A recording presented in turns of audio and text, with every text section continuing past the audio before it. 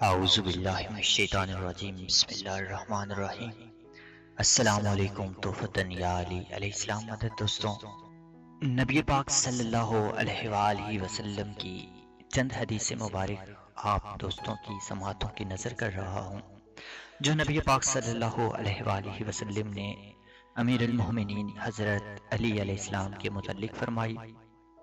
جابر بن عبداللہ انصاری کہتے ہیں، فتح خیبر کے بعد جب علی پیغمبر کی خدمت میں حاضر ہوئے تو رسول خدا صلی اللہ علیہ وآلہ وسلم نے آپ سے فرمایا، اگر ایسا نہ ہوتا کہ چند لوگ میری امت میں سے تمہارے لیے کچھ کہتے جس طرح عیسیٰ بن مریم کے بارے میں کہا کرتے تھے، تو میں تمہارے لیے ایسی گفتگو کرتا کہ آپ جس گروہ کے قریب سے گزرتے وہ آپ کے قدموں کی خاک اور وضو کے پانی کو شفا کے لیے لے جاتے، لیکن تمہارے لیے یہی کافی ہے کہ تم مجھ سے ہو اور میں تم سے ہوں، تم مجھ سے ارث لوگے اور میں تم سے ارث لوں گا، اور تمہاری نسبت مجھ سے ایسے ہے جس طرح ہارون کی موسیٰ علیہ السلام سے، مگر یہ کہ میرے بعد کوئی نبی نہیں ہوگا، اور تم میرے قرض کو ادا کرو گے اور میری سنت کے لیے جنگ کرو گے، اور تم قیامت کے دن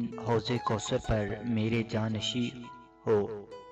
اگر علی علیہ السلام نہ ہوتے تو مومن کی پہچان ہی نہ ہوتی، جس طرح نبی پاک صلی اللہ علیہ وآلہ وسلم کی حدیث مبارکہ ہے۔ حسین بن علی علیہ السلام نے فرمایا، میرے والد علی نے میرے لیے بیان فرمایا ہے کہ پیغمبر خدا صلی اللہ علیہ وآلہ وسلم نے فرمایا، یا علی، اگر تم نہ ہوتے تو میرے بعد اہل ایمان کی پہچان نہ ہوتی۔ رسول خدا صلی اللہ علیہ وآلہ وسلم نے فرمایا، یا علی، اگر تم نہ ہوتے تو میرے بعد مومن پہچانے نہ جاتے۔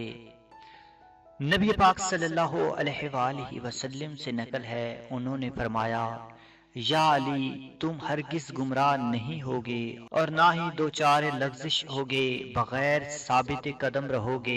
اگر تم نہ ہوتے تو میرے بعد لشکر خدا کی پہچان نہ ہوتی۔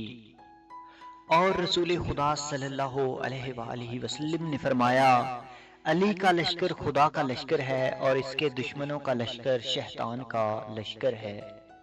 حضرت علی علیہ السلام کا علم اور دانش۔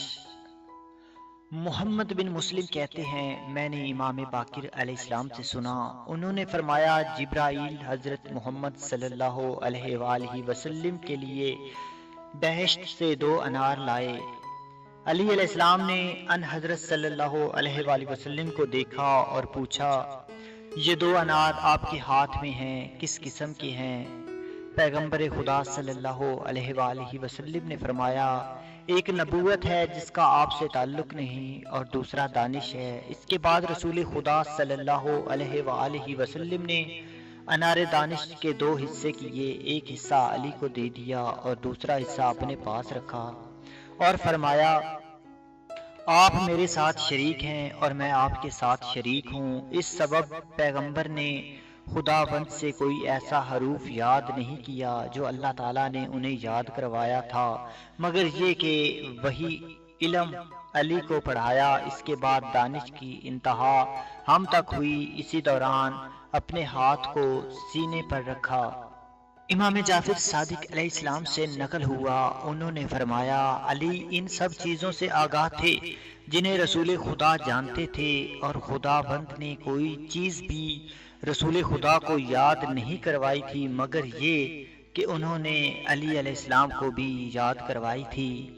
حضرت علی علیہ السلام اللہ تبارک و تعالیٰ کی ناطق قرآن ہے۔ امیر المومنین نے فرمایا، یہ قرآن خدا کی صامت کتاب ہے اور میں کتاب ناطق ہوں۔